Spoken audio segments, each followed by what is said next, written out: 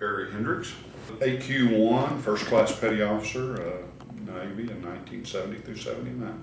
Wound up in the fleet in 1972, deployed aboard the USS America with Attack Squadron 86 out of Cecil Field, Florida.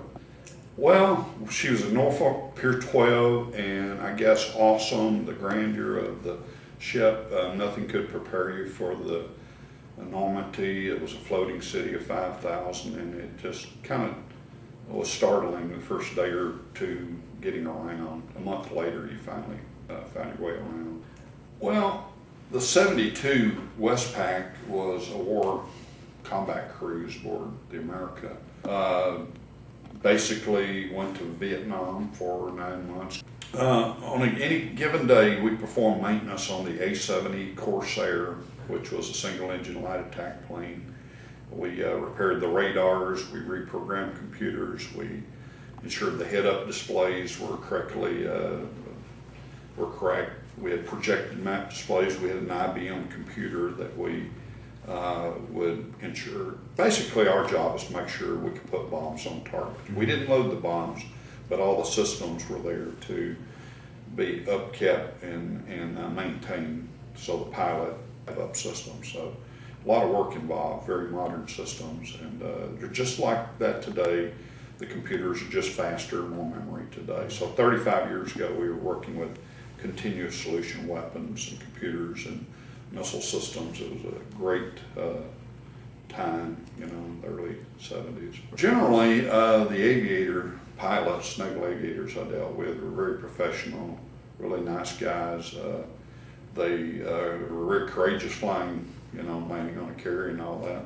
So I found the officers, particularly the Mustanger officers that were the former enlisted, were probably the best bang for the buck because they had had their fingers dirty a lot, and now they're in an area of leadership. And so I had no qualms with any officers. They have a job to do, and chiefs and petty officers, and we all got along. We knew our responsibilities. They were great folks. Very arduous, long days, 16-hour days working on the flight deck.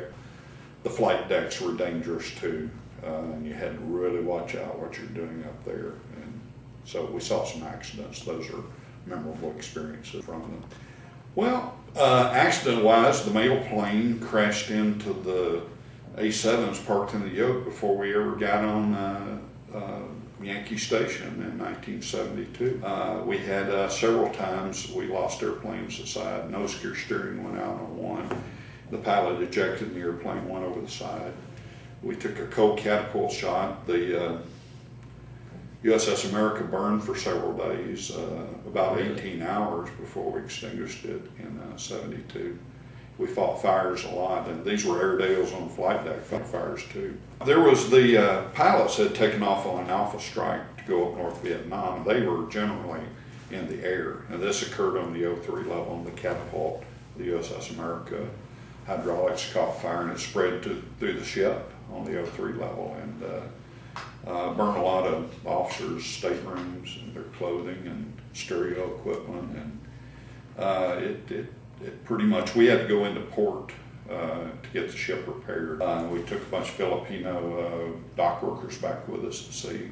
Basically, I'm not sure, several people were injured, but it was a very scary time. My parents back stateside saw that on the New York News one night, the USS America's afire, and they didn't know any more than that. We have photos of it, but those are part of being in the Navy. On rare occasions, things like that happen, and they put it out. And so there were some vivid moments that, as a Navy guy, you remember, put them out or survive. And so we saw a lot of mishaps. We had we took care of one another. If you knew what you were doing up here, you weren't going to get hurt, but things do happen. It's a very hazardous situation. Nowadays, modern aircraft are designed with safety a lot more than they were in those years.